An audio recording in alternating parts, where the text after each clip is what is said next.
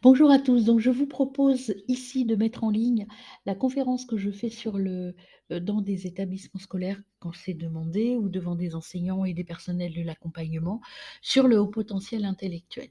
C'est connaître, comprendre et accompagner les profils atypiques. Là, en l'occurrence, il s'agit du haut potentiel intellectuel et émotionnel. Je fais d'autres conférences aussi sur les profils avec troubles de la sphère autistique et tout ce qui est, DIS, en fait, tout ce qui est troubles de l'apprentissage. Donc là, en l'occurrence, je vous propose celle sur le haut potentiel émotionnel et intellectuel, c'est celle qui m'est le plus demandée. Donc, dans un premier temps, je vais vous faire la présentation. Qu'est-ce que c'est? Comment ça se passe? Et cetera. Et puis, ce que je vous propose aussi, puisque vous en avez besoin, vous, les personnes qui accompagnez ces jeunes, je vous propose des cas pratiques, qu'on réfléchisse ensemble. Ce sont des cas que j'ai, rencontrés lors de ma pratique professionnelle en tant dans l'éducation nationale en tant que chef d'établissement, en tant que chargée de mission de l'accompagnement pour les, jeunes à profil particulier, mais aussi maintenant dans mon cabinet quand j'accompagne les jeunes au sein du cabinet conseil et coaching simplement atypique et aussi dans la Bultera que je viens de créer, dont je vous parlerai un petit peu en fin de présentation, parce que c'est intéressant d'avoir des éléments pour accompagner ces jeunes. Voilà, donc qu'est-ce que c'est que le HPI-HPE? Donc on y va. Est-ce que déjà, souvent, moi, ce que j'entends quand je fais des présentations, les personnes me disent: «Oui, mais c'est un effet de mode, on en entend toujours de plus en plus parler, mais en fait, c'est, un petit peu, n'importe quoi parce que, maintenant on considère que tous les élèves qui ont des difficultés d'apprentissage ou, qui vont pas bien à l'école, c'est qu'ils sont au potentiel». C'est un effet de mode, oui et non. Alors pourquoi oui et non? Justement, nous allons voir tout d'abord le non, parce qu'en fait, il faut savoir que déjà, ça existe depuis l'Antiquité. En fait, la notion selon laquelle il faut donner aux enfants l'éducation qui va de pair avec leur capacité remonte à la Grèce antique. À la Grèce antique, il y a tout d'abord, Aristote qui les désignait donc comme des hommes d'exception. Et puis, il y a aussi, Platon qui a commencé à en parler dès le début de la Grèce antique, donc ça a commencé en 427 avant Jésus-Christ. Donc on commençait à parler de génie ou d'hommes d'exception par rapport à Aristote. Et puis, au Moyen Âge, on considérait que la précocité, c'était un don de Dieu. C'est-à-dire que les enfants qui étaient considérés et qui avaient un don, qui était plus doués que les autres, étaient appelés les puer-senex, c'est-à-dire les enfants vieillards et ils étaient dans la plupart des cas, pardon, lorsqu'ils étaient reconnus et connus, en fait, on les envoyait dans des monastères pour qu'ils mettent leur capacité intellectuelle au service de la spiritualité. Et donc on les isolait un petit peu du monde courant, mais on voulait exploiter leurs capacités spirituelles et intellectuelles. Donc je vais balayer rapidement l'histoire et l'évolution, hein, de cette notion. Donc du 15e au 18e siècle, j'ai pris quelques exemples. Au 15e siècle, par exemple, il y a un sultan ottoman, donc Mehmed le Conquérant, il a créé une école spéciale pour les enfants les plus remarquables. Ensuite, en France, à la Renaissance, il y a Montaigne. Montaigne a proposé une pédagogie innovante pour les enfants qui ont le goût des études. Aux États-Unis, donc à peu près à la même époque, c'est vraiment j'avance dans le temps tout doucement, Thomas Jefferson propose de regrouper les meilleurs génies de l'État dans une école spéciale. Et autre exemple, en Égypte, donc le vice-roi d'Égypte, Mehmet Ali, envoie l'élite de la jeunesse égyptienne étudier en Europe. Donc on voit que depuis très longtemps, ces enfants avec une capacité intellectuelle différente des autres étaient pris en charge de manière différente également. Au 19e siècle, maintenant jusqu'à maintenant, il y a une évolution de la prise en charge et de la considération du génie. Hem Au 19e siècle, donc les enfants qui avaient cette intelligence, particulière, ils étaient considérés comme à risque de, plonger ou de tourner vers la vers la folie ou vers, le développement de maladie mentale, en fait, vous voyez? Donc l'image change un peu. Lombroso, donc qui est un auteur italien, qui a écrit, L'homme de génie.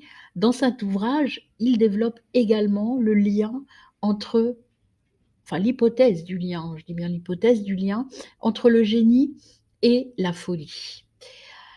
Francis Galton donc a écrit lui un livre sur, l'hérédité du génie. Donc là, on pose les bases du potentiel de, l'héritage génétique de l'intelligence. Est-ce que haut potentiel, intelligence supérieure est lié à l'héritage génétique? Et enfin, en France, autre exemple, Alfred Binet et Théodore Simon donc créent dès 1905, la première échelle métrique de l'intelligence. Et puis en 1966, il y a René Zazot qui introduit une nouvelle échelle métrique de l'intelligence. Donc vous voyez l'évolution, on a toujours cherché depuis l'Antiquité à, reconnaître, étudier et utiliser à bon escient, évidemment, sauf, au XIXe siècle avec les limites de la folie, accompagner ces jeunes avec une intelligence différente. Alors pourquoi c'est un effet de mode? Mais souvent, effectivement, on en parle beaucoup du haut potentiel, je suis d'accord avec vous, on en entend beaucoup plus parler, il y a des reportages à la télé, il y a des séries, il y a des films, mais c'est souvent déformé et mal compris. Parce qu'en fait, quand on regarde, l'histoire de tout ça, on peut constater que, hem, on a comme image quelque chose d'assez idéalisé, à part, dans Le cerveau d'Hugo où là, il y a vraiment, quelque chose de très beau sur, l'autisme et l'intelligence, particulière des autistes Asperger. Eh bien, dans tous ces livres, ça commence par Le Petit Prince, j'en ai cité quelques-uns et il y en a plein d'autres, sur Harry Potter, sur HPI, Sherlock Holmes. On montre un petit peu que le côté un peu positif de, l'extrême intelligence. On peut commencer à voir dans certaines séries quand même le côté dysynchronie au niveau social, des hauts potentiels, la difficulté d'adaptation qu'ils peuvent rencontrer. Mais je trouve moi, je ne sais pas, ce que vous en pensez, on en parlera à la fin, que c'est largement, déformé et en tout cas ça donne une image très spécifique des hauts potentiels et moi ce que je voudrais préciser, c'est que souvent les hauts potentiels qui ont des difficultés ne sont pas représentés et ne sont pas comme ça. Donc les chiffres. Concrètement maintenant, parlons chiffres, parlons concrètement de, combien il en existe et cetera. Qu'est-ce qu'on voit dans les chiffres, au travers des chiffres? Alors les chiffres, déjà un rappel, depuis 2014 pardon, le QI se mesure grâce au WISC 5.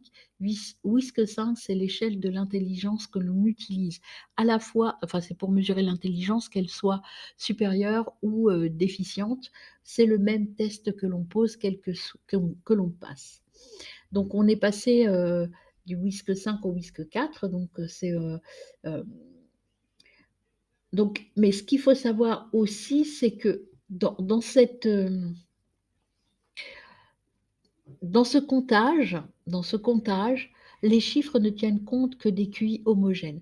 Parce que quand on a un QI hétérogène, c'est-à-dire quand on a de grands écarts entre les différents items, en fait, ils ne sont pas quantifiables et on considère qu'un jeune ou qu'un moins jeune avec un QI hétérogène, eh bien, on ne peut pas estimer s'il est au potentiel ou pas, donc ça n'est pas utilisé.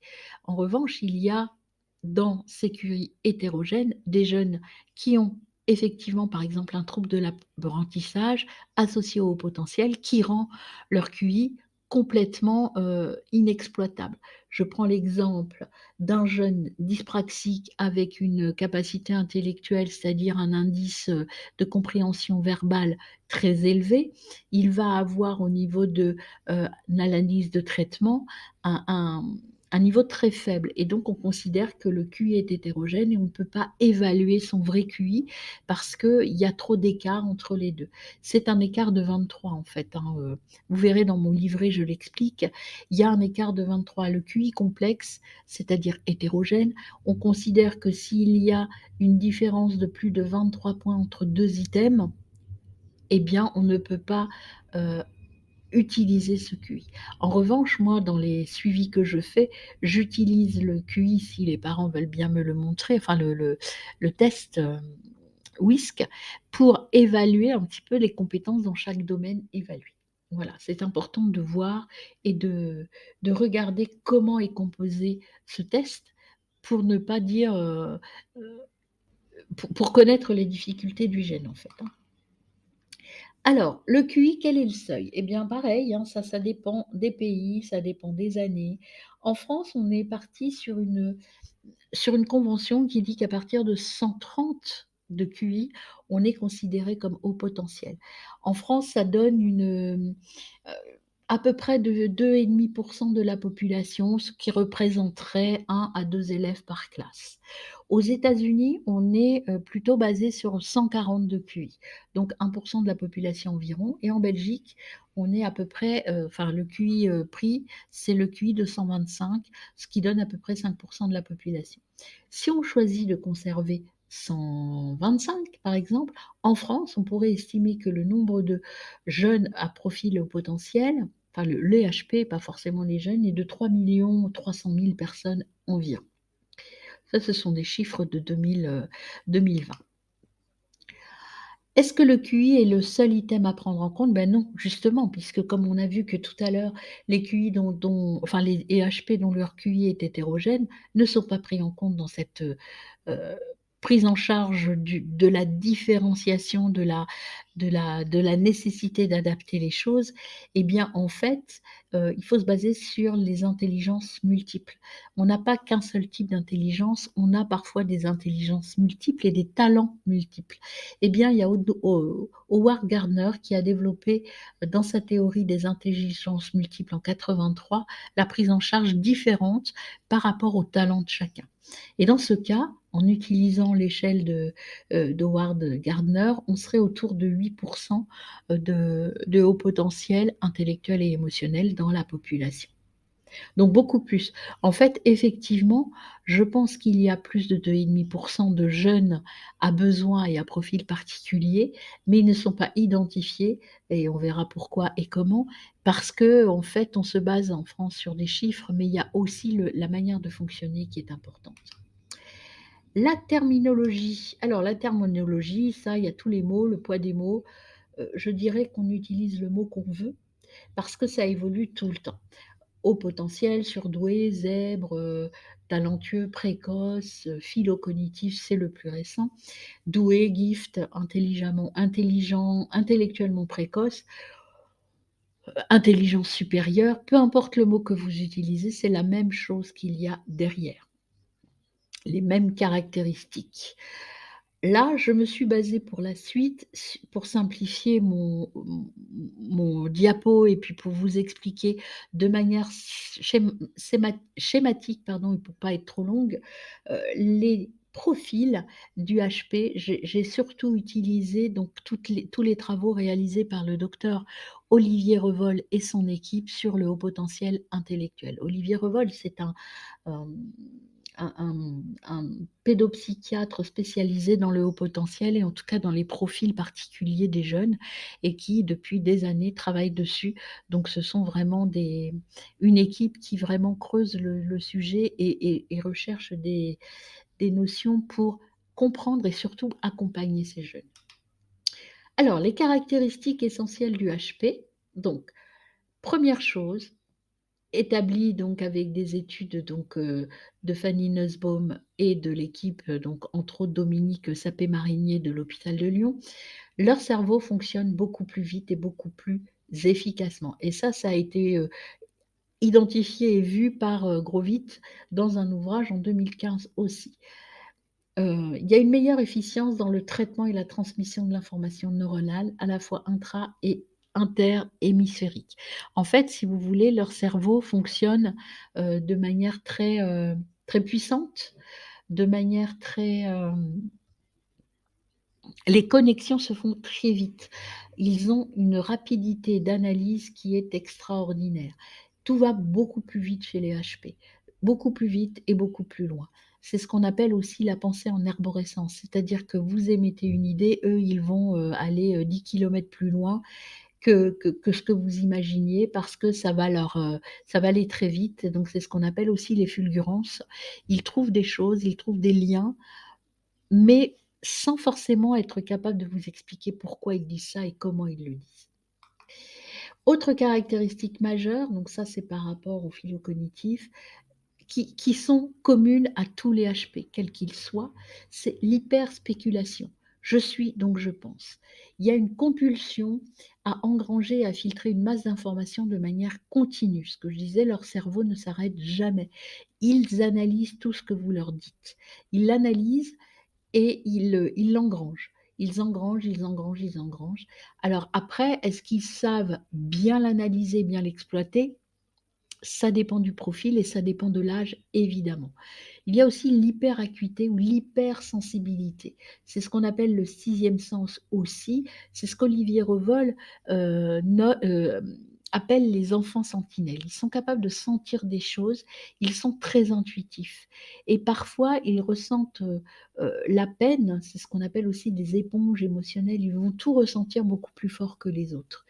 Et parfois, pour vous donner un exemple, concret auquel j'ai été confrontée moi puisque je suis maman de 3 hauts potentiels à profil atypique, eh bien, l'hyperacuité, elle peut être dans des détails de la vie de tous les jours. Par exemple, moi, mes enfants, quand ils étaient petits, les étiquettes de leurs vêtements, les gratter et c'était insupportable pour eux. J'étais obligée de couper toutes les étiquettes. Le bruit, c'était, affreux pas pour tous, mais pour l'un d'entre eux, en tout cas, le bruit, c'était insupportable. Le moindre bruit, fort, donc c'était compliqué. Je ne pouvais pas aller dans une fête foraine, par exemple, avec lui, écouter de la musique fort. On ne pouvait pas sortir dans la rue quand il y avait beaucoup de monde parce que ça le mettait dans des états de nervosité et de souffrance. Il souffrait, c'était pas juste, c'était insupportable pour lui, en fait. C'était vraiment une souffrance. De l'angoisse, bien entendu, mais également une souffrance physique. C'était impossible. Il se bouchait les oreilles et il se prostrait parce que c'était compliqué. L'hyperlatence également existante chez tous les hauts potentiels. L'hyperlatence, c'est la défragmentation des données. C'est une pensée analogique et en arborescence. Ce que je vous disais, le cerveau fonctionne tout le temps, constamment. Et on a constamment une idée. Par exemple, si vous abordez une notion de, je ne sais pas moi, des volcans en éruption, eux, ils vont partir, je ne sais pas, très loin sur la Terre, sur l'origine de la Terre, sur le Big Bang, sur des choses qui ont un lien avec ce que vous dites, effectivement, au départ, mais qui vont partir très loin. Parfois, faites l'expérience, enfin, moi, je le fais pour m'amuser avec, mes enfants qui sont grands maintenant. Parfois, on part sur une conversation et on en arrive totalement à autre chose et je dis: «Alors attendez, pourquoi on en arrive là? D'où on est parti?» Et c'est assez, marrant de voir que parfois on part de quelque chose et on est tous dans nos pensées et on aboutit complètement à autre chose. Mais ce qui est intéressant avec les hauts potentiels, quand on parle avec des hauts potentiels et ben, ils sont toujours en phase. En fait, ça c'est marrant parce que quand je vois mes enfants discuter entre eux, enfin, surtout mes 2 fils qui sont très proches en âge, et ben, il y a une connexion qui, parfois, moi, je comprends pas où ils en sont arrivés et eux se comprennent toujours et ils ont toujours cette manière de se répondre, d'être en résonance. Même dans les groupes de parole, je me rends compte de ça aussi quand j'accompagnais, même quand j'en fais encore, les jeunes au potentiel et c'était, vraiment flagrant dans un collège où j'ai mis en place des groupes de parole. En fait, il y avait 2 jeunes qui fonctionnaient de la même manière.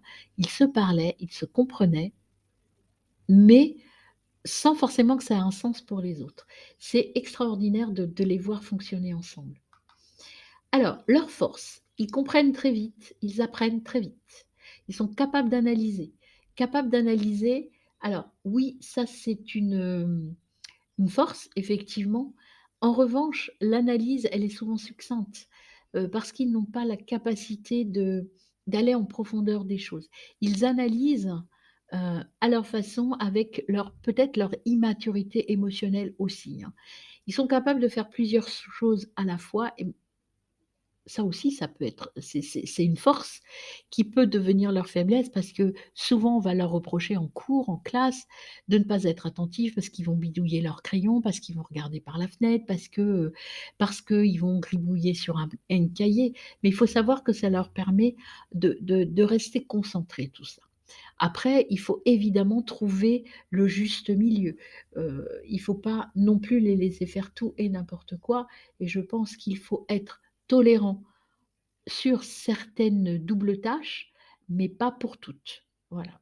Bon, je vous donnerai des exemples après à la fin si vous voulez, de ce qui m'a été demandé ou ce que j'ai proposé moi à des jeunes et à des équipes enseignantes aussi pour adapter tout ça. Et ils sont très curieux. Alors là aussi, c'est une force qui peut aussi leur nuire parce qu'en fait, quand ils sont petits, surtout après, ils apprennent un peu à gérer. Pas tous, mais beaucoup apprennent à gérer. Mais quand ils sont petits, ils vont euh, vous submerger de questions. C'est-à-dire, c'est une question tout le temps, tout le temps, tout le temps, tout le temps. Et c'est tout le temps et ça vous épuise. C'est à n'importe quand ils ont une question et qu'ils veulent une réponse, c'est tout de suite maintenant. C'est pas, ils ne sont pas capables de différer cette question qui les vient tout de suite. Ils sont dans la spontanéité. Après, heureusement, avec l'âge, ils apprennent à gérer. Mais c'est parfois extrêmement épuisant, et pour les enseignants, et pour les parents aussi, de répondre à 12 000 questions dans l'heure qui vient, alors qu'on n'est pas sur ce sujet-là. Leur fragilité, la rumination. Qu'est-ce que ça veut dire la rumination? Ça veut dire qu'ils sont toujours en train de repenser à ce qui s'est passé, ils sont toujours en train de revivre une situation quand elle ne leur convient pas. C'est toujours en train de tourner dans la tête. Là, pour les aider, en fait, ce qu'il faut leur dire, c'est qu'il faut que ça sorte de ta tête. Quand il y a une idée qui tourne en boucle, quand ils n'ont pas de réponse, quand ils ne trouvent pas la réponse, ça va tourner sans arrêt dans la tête. Et quand c'est quelque chose de négatif, en fait, ça va tout bloquer. Ça va bloquer leur capacité de réflexion, ça va bloquer leur capacité d'analyse parce ils sont en boucle dessus. Alors, un conseil, quand c'est ça, quand vous voyez un jeune qui répète toujours la même chose, alors ça, souvent, c'est les hauts potentiels avec une émotivité très forte ou à la limite de l'Asperger, en fait, où ça rumine tout le temps, tout le temps, tout le temps, parce que c'est bloqué au niveau de leur capacité d'analyse. Ils sont un peu immatures au niveau de la gestion émotionnelle. C'est ce qu'on appelle la dysynchronie, je vous en parlerai. Et ça les bloque, en fait, hein. Donc il faut leur apprendre à sortir tout ce qu'ils ont à l'intérieur d'eux-mêmes, même si c'est ridicule. Sachez que lorsqu'un jeune au potentiel émotionnel ou intellectuel vous parle d'un sujet qui le bloque, quel que soit le sujet, il ne faut pas le minimiser. Pour vous, c'est peut-être rien. Pour eux, ils sont dans l'hyper sensation, l'hyper spéculation. Eh bien, pour eux, un tout petit grain de sable peut devenir insurmontable. Donc, apprendre à désamorcer tout ça. Des fois, voilà, il faut, dès leur plus jeune âge, je dirais, leur apprendre à exprimer tout ce qu'ils ont et ne pas les rembarrer quand vous trouvez que leur réaction n'est pas proportionnée par rapport à la situation. C'est ça qui est compliqué, c'est qu'on ne peut pas les faire entrer dans le moule. Il faut apprendre à les connaître, apprendre à les, et puis apprendre à connaître leurs particularités afin de les aider à s'adapter à ce que l'on attend d'eux. Ne pas les changer, on ne peut pas les changer, on peut les faire évoluer et les faire, euh, on ne peut les faire évoluer qu'en leur faisant comprendre pourquoi il faut qu'ils changent certaines choses, mais pas tout. La difficulté aussi, leur grande fragilité, c'est la mésestime d'eux-mêmes et le manque de confiance en soi. Alors je rappelle, l'estime de soi, c'est reconnaître sa propre valeur. Je m'estime parce que je sais que je suis quelqu'un de bien. Eh bien, pour les jeunes au potentiel, ils sont jamais contents d'eux-mêmes.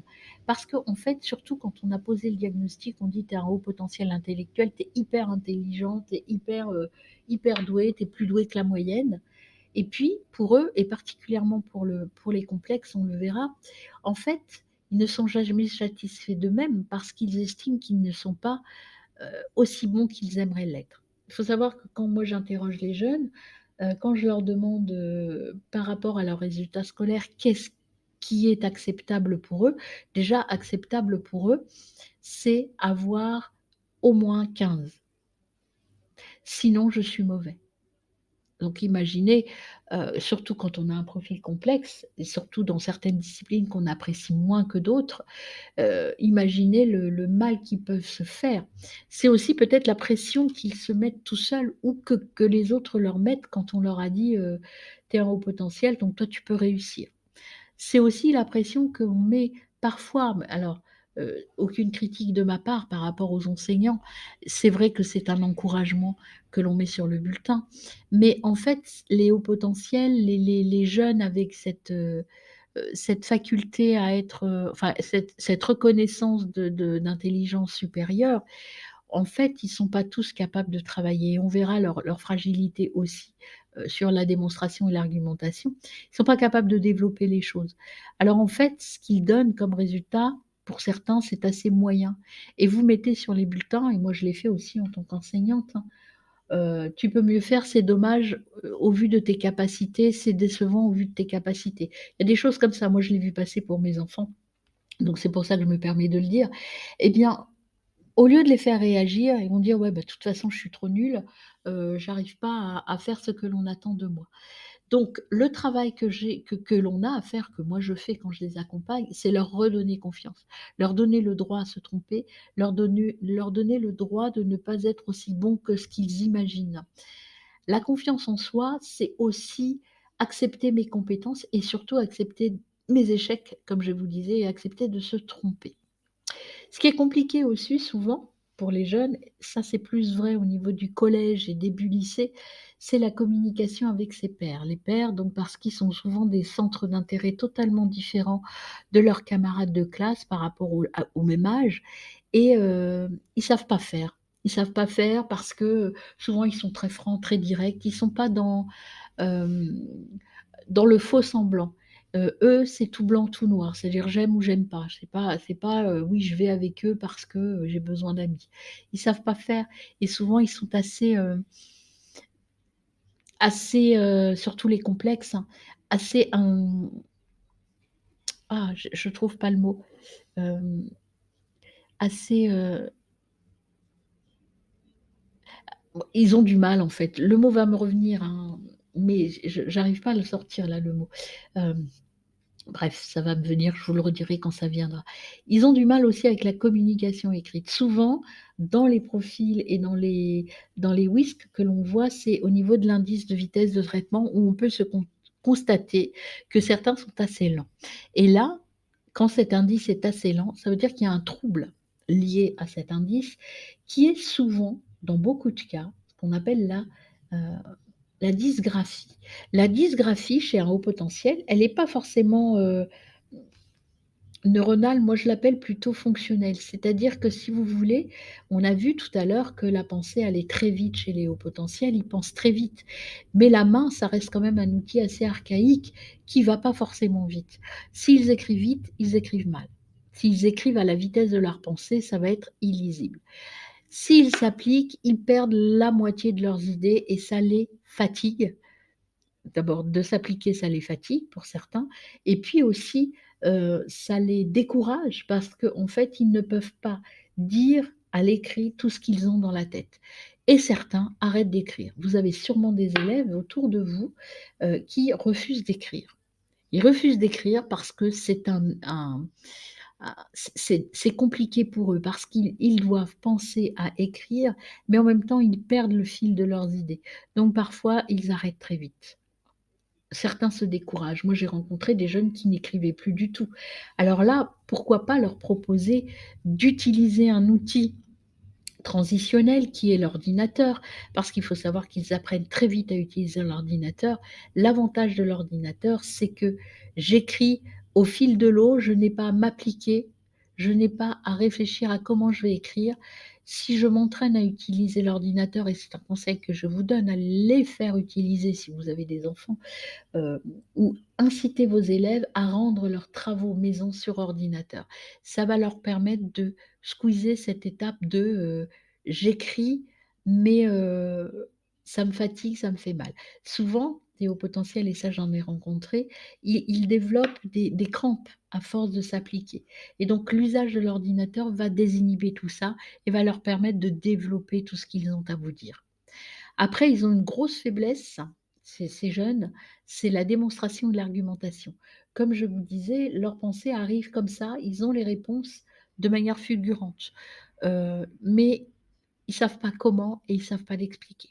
Souvent, ils vous disent: «Bah, je sais pas, c'est venu comme ça» et puis l'argumentation, les ce que vous avez, c'est souvent dans la spontanéité des petits. Pourquoi je vais expliquer? Le prof, il sait très bien ce que je voulais dire et ça, vraiment, il faut développer ces 2 points-là, il faut les aider à développer, hem, parce que c'est quelque chose de difficile pour eux. C'est un exercice extrêmement difficile. Autant trouver les idées, développer les idées, ça ne leur pose aucun problème, enfin, mettre sur le papier des idées, autant argumenter et démontrer ce qu'ils vont vous dire, c'est extrêmement difficile. Les 2 profils HP, alors là, encore une fois, je me suis basée sur, entre autres, le philo-cognitif, mais pas que, sur moi, les rapports que j'ai faits, tout ce que j'ai pu lire là-dessus, sur les laminaires et les complexes. Ce sont 2 profils qui ont été, reconnus, depuis longtemps. Donc le laminaire, c'est plutôt, vous voyez, le haut potentiel intellectuel qui est très bon, qui est très ouvert, très intuitif. Il aime apprendre, mais c'est pas, maladif chez lui. Il aime apprendre, il est heureux de découvrir des nouvelles choses et il sait suivre les règles sans aucun problème. En fait, le laminaire, moi, je le compare, si vous voulez, moi, je me base sur le lièvre et la tortue. J'aime beaucoup cette fable qui exprime bien, cela, enfin, qui les décrit bien et puis, au niveau des philo, cognitifs, il parle du couteau suisse, en fait, qui a plein d'arcs à son arc, qui sait faire tout, qui est multipotentiel, qui fait plein de choses en même temps et hem et donc c'est également l'ours. L'ours qui est posé, qui sait ce qu'il veut, qui a la force en lui, qui est droit et qui, va là où il doit aller. Hem, c'est quelqu'un qui suit la route qui est fixée, qui a bien compris les règles, mais qui est assez intelligent pour les contourner avec talent. C'est-à-dire, c'est quelqu'un qui va, obtenir ce qu'il veut, mais de manière très diplomatique et de manière très posée, très tranquille. Vous allez, si vous voulez, c'est un petit peu votre chouchou dans la classe. C'est l'élève qui est très brillant, qui est très posé, qui est très intéressant, pertinent, qui vous rend des devoirs parfaits, qui, est souvent impliqué dans beaucoup d'organisations du lycée, délégué de classe, délégué au CA. Il va être toujours à l'écoute des autres, très empathique, très communicatif. Il est présent, il est aimé de tout le monde, en fait. Il pense juste et il pense bien. Ça, c'est l'élève modèle, en fait, pour vous.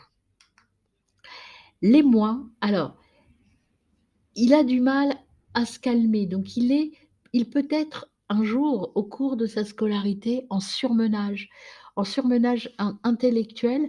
C'est-à-dire que comme il veut toujours apprendre, toujours faire, il a toujours besoin de développer des idées. Alors ça peut, à force des études et particulièrement en études supérieures, pour eux, comme ils veulent être toujours parfaits, ils peuvent aussi, à un moment donné, craquer et se dire: «Là, j'en peux plus», arriver au surmenage. Ils sont aussi dans le sur, toujours dans l'hyperadaptation, l'hypercommunication, l'hypercontrôle des émotions. C'est la suradaptation. Ils veulent exactement répondre à ce que l'on attend d'eux. Ils sont, extrêmement, prêts à, vous faire plaisir, vous les enseignants, vous les parents et donc parfois ils s'en oublient un petit peu. Parfois ils ont du mal parce que cette suradaptation leur fait un petit peu oublier ou gommer ce qu'ils sont vraiment. Il peut y avoir aussi la solitude. La solitude, même s'ils sont hyper communicatifs et empathiques, ils peuvent aussi, à cause de cette suradaptation, se sentir seuls dans la relation aux autres parce qu'en fait, eux comprennent bien les autres, ils s'adaptent, mais ils ont l'impression de ne pas être forcément compris et pris pour ce qu'ils sont vraiment. La crise identitaire, oui, elle arrive parfois pour ces jeunes au potentiel qui se sont suradaptés.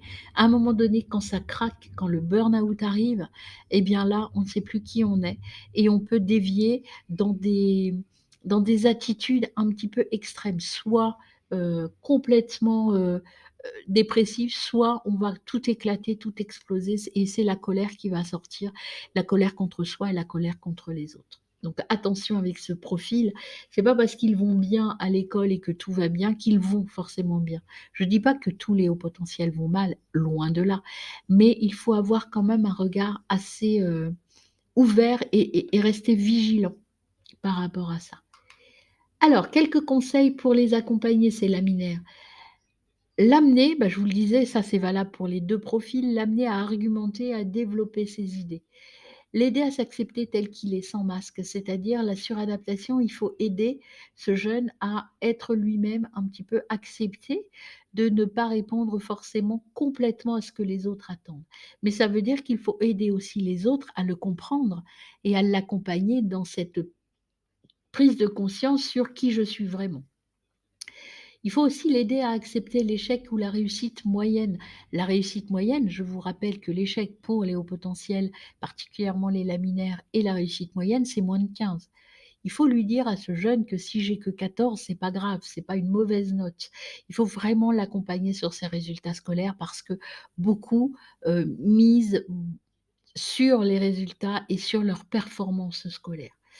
L'aider à faire face à son monde intérieur, c'est-à-dire lui dire que parfois ne rien faire et rester en lien avec soi-même, c'est aussi se retrouver. Lui dire que l'ennui, ne rien faire, c'est aussi prendre du temps pour soi. L'inciter à écrire et à dire ses ressentis et ses émotions. Ce que je vous disais tout à l'heure, il ne faut pas qu'il soit dans la rumination. Il faut que tout sorte. Il faut l'aider à dire: «Écoute, voilà, aujourd'hui, dis-moi comment s'est passée ta journée. Est-ce que ça s'est bien passé, mal passé?» Creuser de manière assez, heu,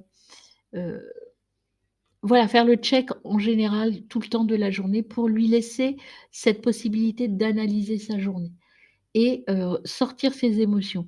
Comment tu t'es senti? Pourquoi tu as pas aimé ce cours? Pourquoi, aujourd'hui, tu me dis que? Prendre un temps avec lui, particulièrement quand ils sont jeunes, pour leur donner cette habitude de, «OK, ça s'est mal passé, bah, pourquoi? Si ça s'est bien passé, bah, super. Ça s'est bien passé, tu es heureux, tout va bien. Si ça s'est mal passé, si vous le sentez un peu pas bien, heu, vous sentez qu'un jeune qui d'habitude est très ouvert, très, rayonnant, qui est content, si vous sentez que ce jour-là, il va pas bien, prenez un petit temps de pause et essayez de lui demander pourquoi. Voilà. Vous ou quelqu'un d'autre, hein, peu importe, mais il faut ne pas passer à côté de cela. Lui proposer des activités, plus ludiques, l'inciter à développer, des activités extra, scolaires ou en tout cas dans le cours, mais à l'extérieur pour, pouvoir s'autoriser à exprimer son émotivité et sa créativité. Lui proposer de lire et de développer son audio. Alors pourquoi j'ai mis audio? Parce que, parfois, lire pour certains jeunes, surtout avec des troubles associés comme la dyslexie, c'est compliqué de lire. Proposer des livres et des audios pour développer son imaginaire, développer les domaines dans lesquels il est passionné. Ça peut être aussi des domaines scientifiques, hein, peu importe, mais aller lui donner des sources de nourriture intellectuelle. S'il va mal, par exemple, un jeune en burn-out, lui dire: «OK, on arrête tout», ne pas le culpabiliser si, à un moment donné, l'école, c'est plus possible. Lui dire: «OK, là, on prend un temps». De toute façon, il faut savoir qu'un haut potentiel, laminaire, même complexe, il a les capacités, il va très vite. Donc même s'il s'arrête un peu, alors j'ai mis une année sabbatique pour un peu forcer le trait, mais ça peut être une pause. Une pause au niveau de sa scolarité peut être parfois nécessaire quand on en arrive au burn-out et qu'on ne peut plus faire face. Donc là, on peut dire: «OK, on pose les choses, on prend le temps de se reconstruire pour passer à autre chose après». Voilà pour les conseils que je peux vous donner sur les laminaires. Vous aurez dans mon livret, vous verrez, plus d'infos là-dessus. N'hésitez pas à me poser des questions tout à l'heure pour avoir plus d'infos, hein. Les complexes, alors le complexe, qu'est-ce que c'est? Bah, le complexe par rapport à la fable du lièvre et la tortue, bien évidemment, c'est le lièvre. Le lièvre, ça saute partout. Chez les phylocognitifs, ils parlent de ouistiti. En fait, c'est pétillant, ça va partout, ça part dans tous les sens, c'est très intense, épuisant, épuisant, épuisant parce que c'est jamais dans la même direction, c'est toujours je vais à droite, je vais à gauche, «Tiens, j'ai vu ça, je pars par là», en cours, ils peuvent être un petit peu, gênants, alors peut-être moins au lycée, mais au collège et en primaire, c'est: «Je pose 12 000 questions, je me lève» et cetera. Moi, j'ai un de mes enfants qui est complexe, il ne s'est assis à l'école qu'à l'âge de 7 ans. Non pas parce qu'il avait bon, il était pas hyperactif dans le sens où, ça allait partout, mais il avait besoin de faire plein de choses en même temps et rester assis, c'était insupportable pour lui. Mais à la maison, c'était pareil. À table, il se levait toujours, donc on lui donnait, des petites missions: «Va chercher le sel, ramène-nous le ketchup, mange, OK, tu manges, tu reviens», c'est compliqué de s'adapter, mais c'est un besoin pour eux. Si vous ne voulez pas, heu, briser leur tempérament, il faut parfois s'adapter. Nous, en tant qu'adultes, heu, émettre des règles, mais aussi peut-être vous dire qu'un enfant, du style du lièvre, si je reprends l'exemple du repas, il pourra pas rester une demi-heure assis sans rien faire. Il va falloir aménager cela. C'est pas de l'irrespect, c'est de l'incapacité à faire. Hem Il a une pensée visionnaire. Souvent, ils ont des pensées intuitives. C'est pour ça que vous avez ici, cet homme qui ouvre la voie, en fait, hein. Ce sont des explorateurs de nouvelles voies. Des explorateurs de nouvelles voies dans tous les domaines. Alors ça peut être aussi à double tranchant, hein. Ils sont attachants, c'est-à-dire que, on les aime beaucoup, mais qu'est-ce qui nous fatigue, quoi? Même si, vous avez des jeunes de ce type-là, c'est vrai que quelque part on a de l'affection pour eux parce qu'ils sont super sympas, ils comprennent quand on leur dit, «Là tu as dépassé les bornes», ils vont dire: «Oui, OK», mais c'est pas pour autant qu'ils vont pas le faire, hein, et ils sont souvent non conformistes. Alors ils peuvent être leaders, montreurs de voix et mobilisateurs, autant dans le positif que dans le négatif. Donc voilà, et ils sont entiers. S'ils ont un truc à dire, ils vont vous le dire sans prendre de gants. Donc là, pour le coup, le blanc et le noir, c'est pour eux, c'est très clair, hein. Ce sont des jeunes aussi qui peuvent, quand ils sont pas d'accord avec quelque chose que vous allez leur dire, se mettre en colère et réagir violemment. Donc on verra effectivement peut-être comment agir dans ces cas-là avec ces jeunes. Donc les moins, ils peuvent être, hein, c'est vraiment une généralité, ils ne sont pas tous comme ça fort heureusement, mais ils sont, provocateurs et instables. Souvent, voilà, comme je disais que comme ils n'ont pas de filtre, ils disent tout ce qu'ils pensent et sans forcément, vous dire que, bah, ouais, je le dis parce que c'est la vérité. Oui, c'est leur vérité, c'est pas forcément la vérité, vraie, mais c'est leur vérité à eux et ils fonctionnent, ils sont autocentrés un petit peu, hein. Ils sont instables, alors ils peuvent être très bonne humeur un coup et puis pof, ça part en vrille, on ne sait pas trop pourquoi. Il y a une raison. Pour eux, il y a une raison, mais pour nous, il y a rien forcément de très significatif. Ils manquent d'autodérision. Alors, ils n'aiment pas du tout qu'on leur dise ce qui n'est pas bon chez eux, parce qu'ils vont être, dans ce cas-là, ils vont partir en vrille, ils vont être, ils sont très susceptibles en fait, hein. En revanche, ils aiment bien tacler les autres. C'est-à-dire que s'ils ont une réflexion à faire qui est désagréable, ils vont la faire.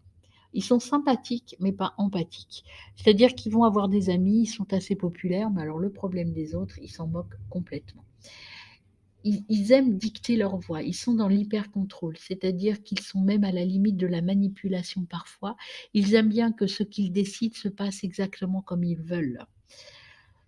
Ils sont extrêmement, vindicatifs. Ils ont des difficultés à s'endormir parce que des ruminations mentales et puis ils sont agités, hein, tout le temps agités, agités, agités. Il y a parfois des réveils nocturnes ou des nuits très courtes. Heu, Ils ne font que ce qui les intéresse.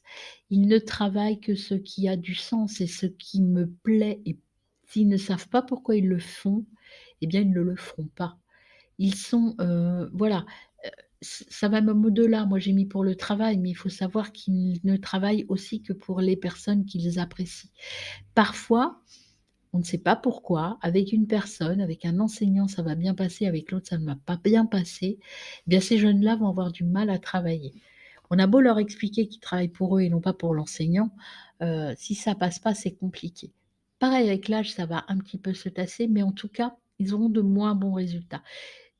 Par rapport à l'expérience et au recul que j'ai de plus de 10 ans d'accompagnement de ces jeunes, en fait, on constate qu'effectivement, quand il y a, bien sûr, le domaine me plaît, mais en plus, j'ai une personne en face de moi qui me donne envie de le faire, eh bien mes résultats seront bien meilleurs que si je le fais parce que je sais que je n'ai pas le choix, mais j'aime pas du tout la personne pour qui je le fais. Ça se calme avec le temps, mais c'est vrai qu'au collège et lycée, ça peut encore persister et ça peut nuire aux résultats du jeune évidemment et puis être plus compliqué pour l'enseignant en face. Ils sont intolérants à la frustration.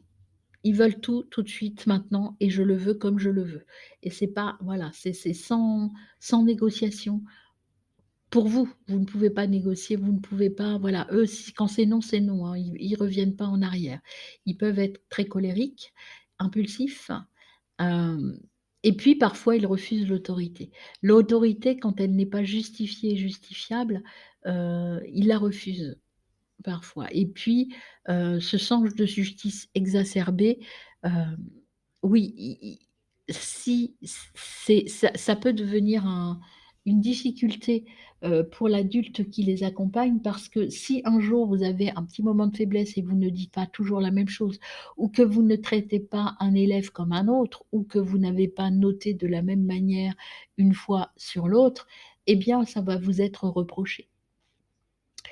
Et ça, ils détestent ça, en fait, hein. Il y a un refus de l'autorité pour l'autorité. Ils veulent comprendre pourquoi on leur impose ça. Mais si ça leur convient pas, ils vont vous envoyer balader. Et il y a surtout, scolairement parlant, cette fois, un manque de persévérance. Ils ne sont pas du tout, heu, capables de faire des efforts. Les efforts pour eux, c'est quand vous voyez, ils veulent tout, tout de suite et maintenant la frustration, c'est aussi, hem travailler, faire des efforts pour réussir. Eux, ils veulent réussir tout de suite sans faire d'efforts. Réussir au talent un petit peu si vous voulez et bah, ça marche un temps, mais pas tout le temps et donc ils ne savent pas travailler du tout. Quelques conseils, donc ils fonctionnent au talent, je viens de vous le dire, donc il faut leur apprendre le goût de l'effort. Comment? En leur faisant relever des défis et en les, valorisant sur les efforts faits. Ils ont des difficultés attentionnelles et inhibitrices. C'est-à-dire que des difficultés attentionnelles, quand ça ne les intéresse pas, ils n'écoutent pas. Inhibitrices, quand je n'aime pas la personne qui me parle, je ne l'écoute pas. L'autoriser, eux, pour le coup, il faut l'autoriser à la double tâche.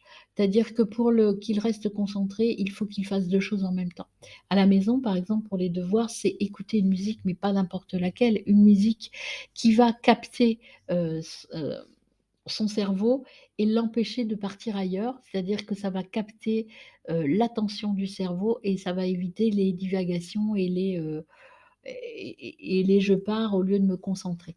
Hem, En cours, ça peut être l'autoriser à, gribouiller s'il aime, tripoter des objets. Je sais que c'est compliqué en cours, mais bon, voilà, heu trouver quelque chose qui lui permet de rester axé et ancré sur l'ici et maintenant et pas partir dans tous les sens. L'autoriser à laisser libre cours à sa créativité, pas n'importe quand, pas n'importe comment, mais peut-être l'autoriser, dans des cours, quand c'est possible, de faire des recherches, de s'ouvrir à des choses et de laisser, de laisser ouvert certaines portes. Par exemple, je me souviens d'une maman qui était venue me voir pour son jeune fils qui avait 7, 8 ans et qui me disait, c'était une maman de SVT je crois, qui me disait mon fils ou de physique même peut-être, qui me disait que son fils, bon voilà, identifié HP, qui s'ennuyait terriblement à l'école et elle me disait: «Il veut lire des livres de physique quantique» et j'ai dit: «Oui et alors?» et «Oui mais c'est compliqué». Bah, j'ai dit: «C'est pas grave, laissez-le ouvrir des livres, laissez-le aller fouiller dans les livres de physique quantique. Certes, il va pas tout comprendre et au moins ça va le nourrir intellectuellement. Il va décanter tout ça et il va comprendre des choses, il vous posera des questions, mais au moins ça le nourrit intellectuellement. Les complexes, encore plus que les laminaires, ils ont besoin d'une nourriture intellectuelle permanente et de haut niveau. Les motiver par des défis, parce qu'en fait, ce sont des jeunes qui ont besoin de sensations fortes. S'il y a pas de défi dans l'apprendre, dans l'apprentissage, ils feront pas ou ils feront, de manière très, très, très superficielle. En revanche, si vous arrivez, leur mettre un défi en leur disant tout simplement: «Toi, tu es pas capable de le faire», vous verrez qu'ils iront au bout. Moi, je vais vous donner une petite anecdote par rapport à ma fille qui voulait entrer en école de natation, profil complexe évidemment et elle était, au niveau des sélections, il y avait sa cousine aussi qui était là et en fait, ma fille, elle y est allée tranquille, hein. au talent, comme on dit. Elle est allée au talent, elle a fait ce que le coach lui avait dit de faire et arrivée, sur le bord quand c'était fini, le coach lui dit: «Eh beh, écoute, je vais prendre ta cousine parce que toi vraiment, moi je trouve que tu as pas été au top. Tu as pas fait ce qu'il fallait». Et ben ma fille lui a dit elle avait, 7 ans, elle lui dit: «OK, est-ce que j'ai le droit de recommencer?» Elle a recommencé et elle a fait 2 fois mieux. Parce que là, il y avait un défi. En disant son défi, c'est d'abord battre sa cousine et puis ensuite démontrer au coach que oui, si elle veut, elle peut. Et donc voilà, c'est ça qu'il faut lui dire que lui dire que lui dire: «Montre-moi que tu es capable». «Je doute, j'ai un doute. Est-ce que toi tu vas être capable de le faire? Démontre-moi ça». Et donne-lui des défis peut-être un peu compliqués où ça va vraiment lui donner, cette envie de chercher. Heu, il faut trouver des points d'ancrage et des points d'entrée pour le motiver scolairement. En revanche, très important pour les hauts potentiels, qu'ils soient laminaires ou complexes, ce sont des jeunes qui vont tout faire pour essayer toujours d'être dans l'hyper-contrôle. C'est-à-dire toujours avoir le dernier mot. Le fameux «oui mais» à la fin des phrases, par exemple. Quand vous dites quelque chose, il y a toujours le «oui mais», toujours envie, d'aller au bout des choses pour, au final, leur but, c'est d'avoir raison. Donc, il faut toujours lui donner une structure et des règles claires et toujours les mêmes. C'est pour ça que je mets routine entre parenthèses, c'est-à-dire qu'il ne faut pas déroger à la règle. Si vous avez un moment de faiblesse, vous allez le payer. Donc attention à ça. Encore plus peut-être que les enfants, enfin je sais pas, moi j'ai pas élevé d'enfants, dits dans la norme. Donc, il faut des règles sur lesquelles on s'appuie. Ils ont encore plus des besoin des autres, de personnes, très claires et très, très cadrantes autour d'eux, parce qu'ils essayent toujours de déborder du cadre. Donc le cadre doit être très, très, très solide. Les aider à développer, leur concentration par des activités qu'ils aiment. Alors ça peut être les échecs, ça peut être les jeux vidéo. Certains jeux vidéo sont adaptés au développement de la concentration. Pas tous, bien sûr, et pas à grande, quantité et pas à n'importe quand dans la journée. Ça, on pourra en parler, mais, il a été démontré que les jeux vidéo pour les hauts potentiels, certains jeux vidéo développent cette capacité de concentration, d'analyse et de défi et cette envie d'aller au bout. Bien sûr, c'est pas les jeux où on flingue ses adversaires, c'est les jeux plutôt de stratégie, plutôt de réflexion et qui amènent, cette capacité à gagner sur les autres et à développer des choses. Hem, Lui prouver sa valeur, pour qu'il en termine avec l'auto-sabotage. Effectivement, il n'est pas très persévérant ce petit HP complexe et très vite, il se décourage parce qu'il se dit ne pas être à la hauteur. Je ne suis pas capable d'aller au bout, donc c'est même pas la peine que je commence. Donc l'aider justement à aller, au bout, le responsabiliser, jamais entrer, alors ça, c'est un conseil, ne jamais entrer en conflit avec lui parce que, il est très persévérant, très tenace, il veut avoir le dernier mot, hein, et vous allez perdre. Donc pour désamorcer le conflit, ne jamais vous énerver si c'est possible parce qu'il ne faut pas négocier avec lui. Il faut rester droit dans ses bottes. Alors soit vous dites: «De toute façon, c'est comme ça et autrement, je ne discute pas avec toi. La règle est la règle et c'est la même pour tout le monde. Alors maintenant tu arrêtes et tu sors. Point, et on ne discute pas». Soit on désamorce si on a le temps et si on a l'envie et puis surtout si on est parent aussi, on désamorce avec l'humour. Il faut le déstabiliser. Alors, pédagogie et cas concret. Alors quel cas, je vais vous proposer? On va déjà passer en 1er lieu, on va voir un petit peu les aménagements que l'on peut proposer, qui existent déjà, qui sont utilisés et je vais vous dire un petit peu ce que j'en pense. Donc les adaptations pédagogiques possibles, il y en a 3 qui ont été mises en place et je vous donnerai les ouvrages, entre autres le Vade-Mecum, peut-être que vous le connaissez, qui vous donne des éléments par rapport à ça. L'enrichissement. L'enrichissement, c'est, apporter plus aux jeunes au potentiel qu'ils en ont besoin. C'est, des pour aller plus loin. Tiens, je te conseille d'aller plus loin et de faire ça. L'accélération, l'accélération, compliquée à mettre en place, je trouve, hein, pour les établissements scolaires particulièrement à partir du collège. En primaire, ça peut être encore jouable. L'accélération, c'est par exemple, il est très, très fort en maths, eh bien, on va aller plus vite que les autres en maths, mais comme, je vous le disais, ils sont pas bons partout forcément. On va, peut-être être dans le même rythme dans d'autres disciplines, mais accélérer dans certaines disciplines. Alors en primaire, ça peut être jouable effectivement. En revanche, je trouve qu'au collège et au lycée, c'est compliqué à mettre en place parce qu'on ne peut pas dire à un élève, eh ben, il va faire du français de sixième et des maths de cinquième. Comment on le fait? Comment on met en place? Matériellement parlant, je trouve que c'est difficile avec, en tout cas en France, par rapport au mode de fonctionnement de la France. Au niveau du système éducatif suédois, c'est ce qui se passe en fait, c'est ce qu'ils font. Mais, bon voilà, on est dans un domaine, la Suède, il y a beaucoup moins d'élèves, les classes sont beaucoup plus petites et ils fonctionnent totalement différemment. Et donc ça permet aux jeunes d'être dans des niveaux différents par rapport à leur réussite et non pas par rapport à leur âge. Le saut de classe, alors ça, c'est aussi une technique intéressante pour les jeunes au potentiel. Le saut de classe, c'est quelque chose à faire très vite, en fait. Quand on voit qu'un enfant commence à s'ennuyer, bah, moi, je le préconise, mais plutôt sur le primaire et sur le collège jusqu'à la classe de cinquième. Après, je trouve que le saut de classe peut entraîner des lacunes par rapport aux jeunes. Au primaire, c'est assez simple. S'il va vite, il va vite, hein. Il apprend très vite, on vous l'a dit, il va récupérer très vite et c'est très facile à mettre en place. Au collège, oui, moi je l'ai déjà pratiqué en tant que principale de collège. Les sauts de classe en collège, c'est jouable. Passer par exemple, j'ai accueilli une jeune de CM1, elle est entrée directement en sixième. Aucun problème. De passer, faire sixième cinquième en une année, c'est faisable aussi et ça ne pose pas de problème. Faire, 6e, 4 c'est jouable aussi. Après, moi, je trouve qu'en quatrième sont introduits des notions justement d'argumentation, de développement, d'organisationnel qu'ils ne maîtrisent pas et je trouve qu'au delà de ces classes-là, pour la plupart, c'est entraîner une difficulté supplémentaire et peut-être les mettre en difficulté et heu et faire que cette difficulté s'ajoute à leur, manque de confiance et d'estime et peut-être les mettre en difficulté. Je dis pas que c'est pas jouable, hein. Moi, j'ai fait du saut de classe de quatrième à seconde. C'est faisable, mais c'est au cas par cas. Pour les autres en primaire et jusqu'en cinquième, je veux dire que tous les profils sont quasiment adaptés. Après, est-ce qu'on saute une classe, 2 classes? Je trouve qu'une, c'est déjà pas mal, à mon avis.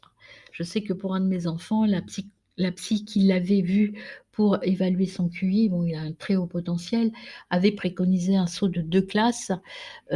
Franchement, je ne l'ai pas fait et même si à un moment donné, il s'ennuie parce qu'il faut savoir que le saut de classe, c'est bien sur la première année. Parce qu'en fait, le saut de classe fait que, cet élève va avoir le défi de récupérer et de rattraper les autres. Ça, c'est son défi. Je veux être meilleur que les autres. Je veux être aussi bon, voire meilleur que les autres. Donc il y a ce petit défi en début d'année, mais concrètement pour l'avoir fait et pour l'avoir vu concrètement, ce défi, ça dure 1 mois, 2 mois. Une fois qu'ils sont au niveau des autres, il y a plus de défi et l'ennui redevient ici présent. Donc souvent, c'est le saut de classe, oui, ça donne un petit fond de respiration, mais c'est temporaire. Donc voilà l'inconvénient du saut de classe.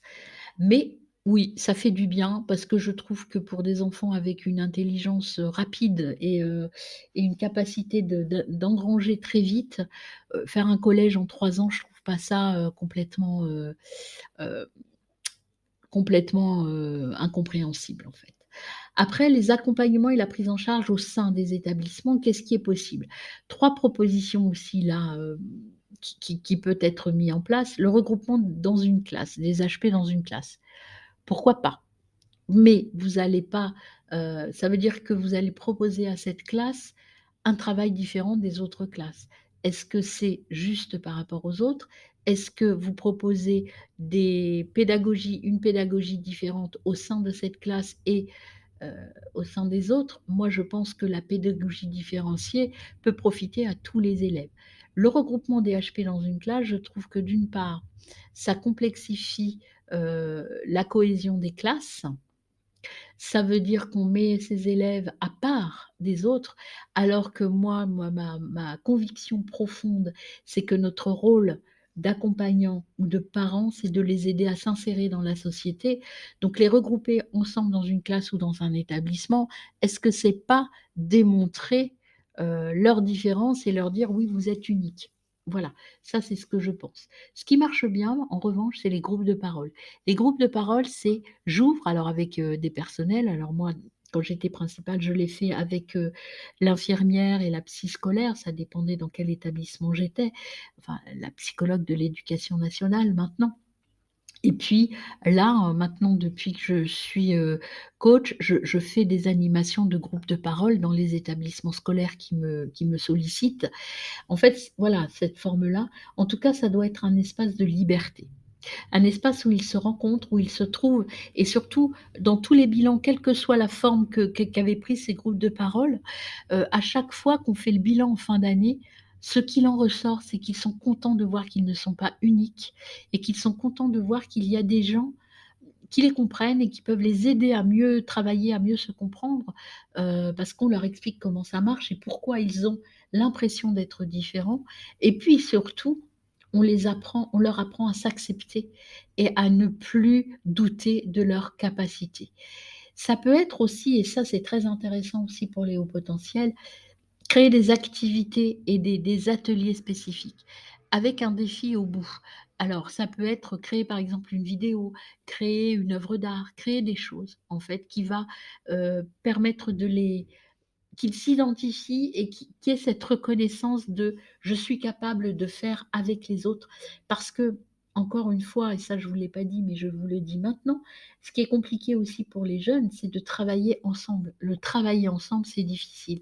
Là, ils vont apprécier travailler avec des gens qui réfléchissent à la même vitesse qu'eux, pas de la même manière, mais à la même vitesse qu'eux et donc être très créatifs et ça va leur apprendre à travailler avec les autres. Alors, quelques petits cas concrets que moi j'ai connus dans ma pratique depuis une dizaine d'années. Donc si on commence par, Augustin. Alors Augustin, c'est un jeune, très haut potentiel avec un trouble de la sphère autistique. Si vous voulez, c'est un Asperger en fait, hein. À quoi faire avec des jeunes comme ça? Si je vous décris un petit peu, Augustin pour vous donner un petit peu la mesure et à quoi il ressemble ce garçon. Eh bien en fait, Augustin, c'était un garçon effectivement très intelligent, très bon dans toutes les matières scientifiques. En revanche, tout le reste ne l'intéressait pas. Donc c'est pas qu'il était mauvais, c'est que ça l'intéressait pas. Il ne prenait pas ses cours, il ne notait rien parce qu'il n'en voyait pas l'intérêt et en plus, il avait un domaine de récurrent, il était obsédé par les trains. Il connaissait tous les trains, les numéros de train. Il était capable de vous faire, tous les trains de France et de Navarre, il les connaissait, les numéros, le type de train et cetera. Donc vraiment cette envie et ce besoin de connaître ça. Comment on agit en classe avec ce type d'élève? Qu'est-ce qu'on propose pour ce type d'élève? Alors ça, moi ce que je vous propose là pour vous qui regardez, effectivement quand je suis en conférence, je laisse les autres, intervenir. Eh bien pour Augustin, il faut déjà tolérer son manque d'appétence pour les autres matières. Il faut être tolérant par rapport à ça. Oui, il ne sera pas bon partout, mais on sait qu'il a une capacité de réussir. C'est un jeune quand même qui a eu son brevet, c'était quand j'étais principale de collège, avec une mention assez bien, alors qu'il ne travaillait pas du tout et qu'il avait d'excellents résultats en maths, physique et SVT uniquement, hein. Le reste, c'était catastrophique, hein. Donc, il faut savoir que ces jeunes vont réussir. Ils vont réussir à aller là où ils veulent. Effectivement, ils vont avoir une scolarité très atypique, très à la marge. Mais il y a des aménagements à mettre en place et il y a des façons de l'aider pour que, quand même, il soit en réussite à un moment donné. Voilà. Pour, Agathe, donc HP Rebelle, quoi faire? Alors elle, Agathe, c'est un profil alors j'ai changé les prénoms bien entendu, les sexes, j'ai mélangé tout ça pour qu'il y ait pas de reconnaissance des élèves. Agathe, au potentiel, bon voilà, un niveau normal, je dirais, mais alors extrêmement complexe et rebelle. C'est-à-dire qu'elle refuse toute autorité, elle refuse, le travail qui n'a pas de sens, encore une fois, et elle s'énerve très vite. C'est-à-dire que c'était une jeune qui, lorsqu'on l'a contrariée, qu'on lui faisait faire quelque chose qui ne lui convenait pas, particulièrement par rapport à l'autorité, elle balançait tout. Elle balançait tout, hem et elle était dans l'opposition totale. Elle était aux limites, je ne sais pas si vous connaissez, donc déjà de l'hyperactivité et du TDAH avec le trouble TOP. Le trouble TOP, c'est le trouble de l'opposition. C'est-à-dire que systématiquement, elle s'opposait aux décisions qui étaient prises et elle le revendiquait haut et fort. Donc une jeune qui a dans mon expérience, qui a eu un conseil de discipline, effectivement, parce elle s'était opposée à un enseignant assez, violemment, mais c'est une jeune avec un trouble du comportement qui était avéré, noté et qui était vraiment, identifié. Elle avait un profil atypique avec un protocole d'accueil. Donc cette jeune, moi, en tant que principale, j'ai dit non alors que tout le monde voulait qu'elle soit renvoyée, je n'ai pas proposé le renvoi. Parce que j'estimais que son attitude, c'était à l'institution de s'adapter, non pas complètement à son attitude, mais de l'accompagner pour qu'elle arrive à comprendre qu'il y a des règles qui sont valables pour tout le monde, même si pour elle c'était difficile. Alors effectivement, elle est entrée en sixième et ce conseil de discipline a lieu en sixième. Eh bien, moi j'ai pris J'ai pris la décision de la garder et de mettre en place un protocole en accord avec l'équipe enseignante, en accord avec les personnes qui, autour d'elle, l'accompagnaient. Elle était suivie donc par justement, des centres adaptés. Elle avait un suivi à l'extérieur et en fait, pour cette jeune, comme à chaque fois qu'un professeur lui disait quelque chose, lui demandait tout simplement d'écrire dans son carnet de correspondance ou d'écrire ses devoirs ou de noter le cours, elle se mettait en elle elle, elle avait tendance à balancer les tables, en fait. Non pas sur l'enseignant, hein, mais à se mettre, voilà, elle exprimait son désaccord assez violemment et puis après elle se prostrait et elle refusait de sortir de classe quand l'enseignant lui demandait de sortir. Elle ne le faisait qu'avec 2 personnes, en fait, avec moi et avec un enseignant de mathématiques avec qui, le courant passait bien. Eh bien, le protocole, c'était lorsque elle s'énerve et qu'elle se met dans cet état, on appelle quelqu'un. Ça a été lourd, hein, au début pour moi et pour l'enseignante, surtout pour moi parce que l'enseignante, quand elle est en cours, on n'allait pas la chercher. Eh bien, on allait me chercher, je sortais l'élève du cours et je la mettais, la deuxième phase, c'était on passe dans une phase de décompression, donc elle était mise à l'isolement dans une petite salle à côté de mon bureau. Décompression et j'ai dit: «Tu ne viens que lorsque tu es calmée, qu'on puisse en discuter». Elle était toujours sanctionnée. Ses parents étaient toujours informés de ce qui s'était passé et petit à petit, parce que la règle était toujours la même, on a réussi à apaiser ces crises et elle a terminé son collège de manière très calme et très posée, avec d'excellents résultats sur la fin. Donc la 6e a été, un petit peu, semée d'embûches comme ça. En plus, j'impliquais beaucoup les parents. Je voyais les parents tous les mercredis, enfin le père surtout. On avait des réunions régulières, peut-être pas tous les mercredis, je sais pas tout à fait souvenir, peut-être une fois tous les 15 jours, mais je débriefais avec les parents pour impliquer les parents. Parce que c'est important aussi, lorsqu'on a des enfants qui dysfonctionnent comme ça, d'impliquer les parents dans cette démarche d'adaptation à la société. On ne peut pas le faire changer cet enfant, mais on peut l'aider à maîtriser ses émotions et à comprendre qu'effectivement, il a le droit de ne pas être d'accord avec ce que l'on dit, mais il n'a pas le droit de ne pas respecter les règles. Les règles sont les mêmes pour tout le monde. Voilà, alors ensuite, qui vous ai-je mis? Arthur, ah oui, HP avec un TDAH. Alors Arthur, un jeune homme au potentiel, bien entendu, avec un trouble de l'attention, avec hyperactivité. Ce jeune-là était accompagné par une AVS. Une AVS, donc il avait en classe à côté de lui, jusqu'à la classe de quatrième, une personne qui était là pour lui dire: «Calme-toi, pose-toi», qui prenait ses cours. Parce que ça partait dans tous les sens et quand on est hyperactif, donc lui, il était pas dans la démonstration violente, il était plutôt dans l'insolence, dans je réponds, dans je suis agité en permanence en cours et Je suis toujours en agitation. Ce jeune homme, Arthur, donc sa maman était venue me voir, là je l'ai suivi, avec mon cabinet conseil, et coaching simplement atypique. En fait, sa maman est venue me voir parce que dans son collège, il était au bord du conseil de discipline. Elle n'arrivait plus à gérer, il n'arrivait plus à gérer. Les enseignants étaient épuisés de le gérer. Et donc j'ai commencé le suivi en travaillant sur ses émotions, sur comment tu fonctionnes et pourquoi tu es comme ça. On a d'abord expliqué son fonctionnement, on a mis en place des petits protocoles ensemble, hein, petit à petit pour l'aider à progresser, à s'accepter. Et puis on a travaillé aussi sur l'orientation. Arthur, c'était un jeune qui voulait faire un métier plutôt physique, hein, les grandes études, ça ne l'intéressait pas. En fait, il a été orienté, grâce à un travail conjoint avec le collège, les parents et moi-même, on a travaillé sur une orientation différente. Il est parti en 3e prépa métier alors qu'il était très jeune, 1 an d'avance, donc il s'est retrouvé très tôt au lycée. Mais c'était vraiment, ça où, en 3e, je suis renvoyée du collège parce que les cours classiques ne m'intéressent pas. J'ai besoin de bouger, j'ai besoin d'être en action assez fréquemment dans la journée pour pouvoir être calme à d'autres moments.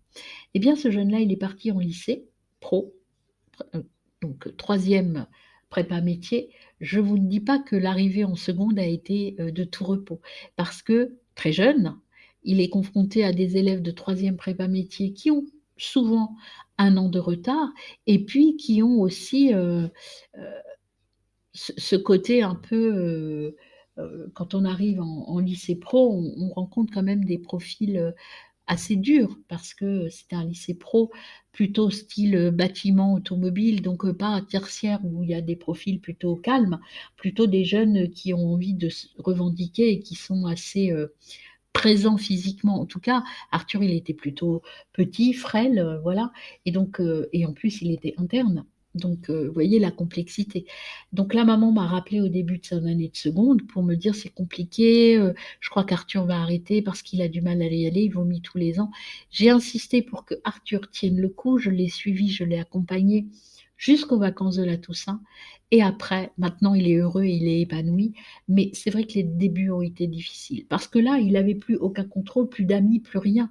Il a fallu qu'il se reconstruise dans un nouvel environnement et seul parce qu'il n'a plus d'AVS non plus. Donc ça a été un début difficile. Ce qui lui a permis de rester, focus et de rester centré là-dessus, c'est qu'au niveau scolaire, en fait, il ne peinait plus. Les attendus scolaires étaient plus conformes à ce qu'il avait envie de faire et ce dont il avait besoin. Donc pour des enfants, à profil atypique, ne pas hésiter à trouver des chemins un peu différents. Alors là, c'était une orientation différente, mais ça peut être aussi un aménagement à l'intérieur de sa scolarité un peu différente. Ayez, cette, créativité et cette capacité à ne pas, heu, vouloir qu'il rentre dans le moule. En revanche, c'est du donnant-donnant. C'est-à-dire qu'on aménage, on fait des choses mais en retour, on veut aussi une adaptation de la part du jeune. Dernier exemple que je vais vous donner ici, c'est Alice. Donc Alice, une jeune fille HP laminaire en début de RSA. Quoi faire? RSA, refus scolaire anxieux. En fait, cette jeune Alice, élève extrêmement brillante et performante, mais qui s'ennuie, elle, c'est pas le burn-out qui est là, c'est le bore-out. Elle s'ennuie tellement qu'elle est elle ne veut plus y aller parce qu'elle chaque fois qu'elle y va, elle s'ennuie et pour elle, c'est une souffrance intense. Elle a l'impression de ne rien apprendre. Elle est dans, je dirais le dégoût de l'école parce qu'elle y va pour rien. Pour elle, elle y va pour rien. C'est une perte de temps et parce qu'intellectuellement, elle en fait, si vous voulez, elle est morte à l'intérieur. Alice, moi, je la comparerais à une fleur fanée. En fait, à une fleur qui fane petit à petit. Elle a plus d'essence pour avancer. Elle est à l'arrêt et quand on est à l'arrêt, on n'a plus envie de vivre. Souvent j'ai eu moi dans ma pratique, des jeunes qui parlaient de suicide, qui voulaient mourir. Alors Quand un jeune au potentiel dit qu'il veut mourir, c'est parce que sa vie n'a plus de sens. Alors, ça veut dire qu'il est urgent aussi de mettre du sens dans sa vie. Il est urgent de lui apporter quelque chose de constructif. Il est urgent de lui donner de la nourriture. Et la nourriture, elle est intellectuelle. Et donc pour Alice, ce qui est important si elle commence à avoir du mal à se rendre à l'école, c'est déjà pas lui dire oui, bah, tu viens à l'école, un coup de pied aux fesses, je l'ai entendu ça. Oui, mais un bon coup de pied aux fesses, ça lui permettrait de venir, elle n'a pas le choix. Non, elle n'a pas le choix, elle le sait bien. Mais il faut savoir que c'est une souffrance qui peut être physique avec des maux de ventre, des vomissements, des mal au crâne. Ça peut se symboliser, dans le concret, ça peut ressembler à ça. Donc en fait, il faut trouver la manière de la raccrocher sur sa scolarité. Comment faire? Comment faire? C'est peut-être la nourrir différemment. C'est autoriser l'aménagement de sa scolarité.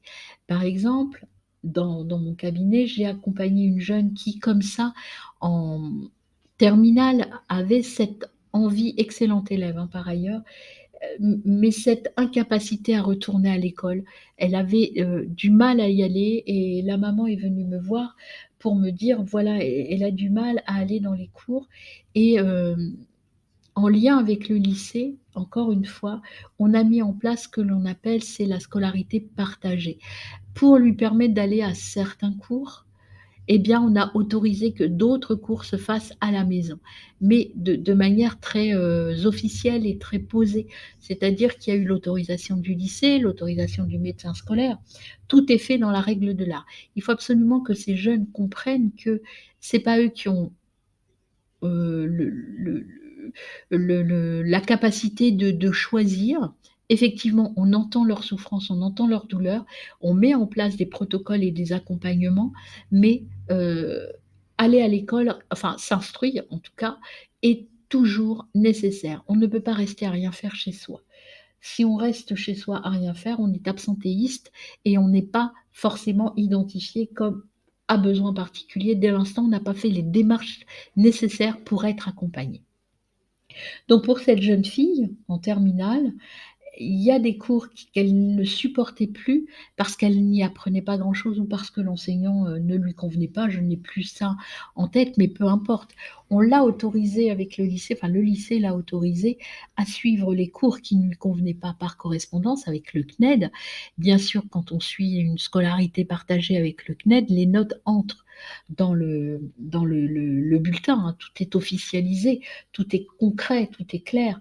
Eh bien, cette jeune fille a réussi euh, à terminer sa scolarité de manière tout à fait normale, beaucoup plus sereine en tout cas. Et puis, elle a eu son bac avec mention très bien. Maintenant, elle a intégré une haute école suisse fait de la physique, de la chimie, enfin quelque chose de très difficile. Et elle y arrive, ça a été difficile parce que elle, pareil, jusqu'en terminale, elle n'avait jamais travaillé. Et bien maintenant, elle est dans j'ai compris qu'il faut faire des efforts, j'ai compris qu'il faut que j'aille jusqu'au bout des choses. Donc, il y a des possibilités, mais surtout, je dirais qu'en tant qu'équipe, faites-vous aider par des professionnels, faites-vous aider par des personnes qui peuvent vous conseiller, vous donner de bons éléments de réponse et des bons éléments de réflexion par rapport à ce qui est possible de faire. Je dirais qu'il y a plein de solutions possibles sans que cela vous demande forcément énormément, énormément de travail. Pour vous, les parents, c'est pareil. Je dirais, n'hésitez pas à vous faire accompagner par des personnes compétentes, par des personnes qui vont vous apporter des solutions, parce que c'est nécessaire pour votre jeune. Ne laissez pas pourrir une situation. Parfois, quand on agit trop tard, c'est très compliqué de remonter la pente. Alors, conclusion, il est nécessaire donc de proposer une écoute et une prise en charge adaptée pour les élèves HP, E ou HPI, car il faut savoir que 50% de ces jeunes identifiés sont en échec scolaire ou en difficulté scolaire et que 30% sortent du système scolaire sans aucun diplôme. Donc, il est urgent d'agir. Voilà, je vous remercie pour votre écoute. Alors pendant ce temps de questions-réponses, moi je vous propose ici beh, là, puisque je l'enregistre, donc de vous expliquer comment je fonctionne moi. Moi, j'agis en fait, mes actions avec mon cabinet conseil Simplement Atypique, c'est, j'ai des formules sur mesure pour faciliter l'accompagnement scolaire, bien sûr, des élèves à besoins particuliers, mais aussi, dans mes accompagnements scolaires, je prends en charge tout ce qui est estime de soi, accompagnement de la famille aussi. Parce que, quand un enfant va mal, c'est la famille qui va mal et qui s'en ressort. Donc moi, dans mes programmes que je vous propose, il y a cet accompagnement et cette prise en charge aussi familiale qui est là et qui est présente. J'accompagne aussi les adultes, hein, sur l'orientation, les bilans de compétences, les entretiens et puis, l'accompagnement sur le développement personnel des personnes, adultes atypiques qui ne mettent plus de sens et qui ne trouvent plus leur place. Pour les professionnels de l'accompagnement et les établissements scolaires, donc je fais des conférences et des formations pour les profils atypiques et j'anime des ateliers, des groupes de parole, bien entendu pour les jeunes atypiques, mais aussi éventuellement pour les personnels et pour les personnes qui le souhaitent. Voilà, et j'ai créé donc là, récemment, la Bultera. Alors la Bultera, ça va encore plus loin que mes accompagnements. C'est que je me suis associée à d'autres thérapeutes avec d'autres spécialités, aussi formés au profil atypique et on fait dans la Bultera, en fait, on accompagne, heu, les personnes atypiques sur tous les sphères. Tous les sphères, c'est-à-dire l'émotionnel, l'intellectuel et le physique aussi, c'est-à-dire tout ce qui est, la nutrition, ce qui est important pour eux, pour nourrir le cerveau et cetera. Et puis je suis en train de créer ce que j'appelle moi l'escale atypique. L'escale atypique, en fait, si vous voulez, ça n'est pas un établissement destiné au potentiel, c'est, un établissement une u une escale, donc l'escale, ça veut dire ce que ça veut dire, c'est-à-dire un lieu d'accueil pour ces jeunes qui, à un moment donné ces jeunes et ces moins jeunes, hein, ça s'adresse aussi aux adultes, mais en priorité aux jeunes qui ont, à un moment donné, cette souffrance scolaire qui est là et en fait, moi, ce que je propose, c'est de les accueillir sur un temps donné, avec l'accord des parents et de l'établissement scolaire, pour qu'ils se requinquent et qu'ils sortent un peu de leur angoisse et de leur milieu personnel et professionnel scolaire qui les ramène à leurs difficultés. En fait, ouvrir un lieu très convivial, sympathique, un lieu qui n'accueille pas beaucoup de monde en même temps. Un lieu comme une grande famille reconstituée si vous voulez, mais un lieu dans lequel on va travailler à la fois sur les émotions, sur le ressenti, sur, la réestime de soi, mais aussi on va travailler et on reste ancré sur le scolaire et le professionnel. C'est-à-dire c'est pas un lieu où on coupe tout, c'est un lieu où on va travailler différemment et on va récupérer cette envie et cette appétence d'avancer. Voilà, merci de votre attention en tout cas. Donc là, je vous ai mis 2 ouvrages qui pour moi sont intéressants et il y en a plein d'autres, hein, évidemment, mais qui sont intéressants. Donc le haut potentiel, donc l'évolution du haut potentiel, les phylocognitifs qui est très récent, enfin qui date, oui, qui est assez récent comme livre, je crois qu'il date de 2020-2021 et puis aussi, évidemment, je vous ai mis là sur le QR code, c'est le Vademecum pour l'accompagnement qui est sorti, il n'y a pas très longtemps au niveau de l'éducation nationale. Donc comme ça, vous avez le lien vers cela. Voilà, merci de votre écoute. À très bientôt. N'hésitez pas à prendre contact avec moi pour avoir, plus d'informations. Vous avez ici mon QR code qui vous donne toutes les informations nécessaires pour me joindre. Voilà mes amis, merci de votre écoute.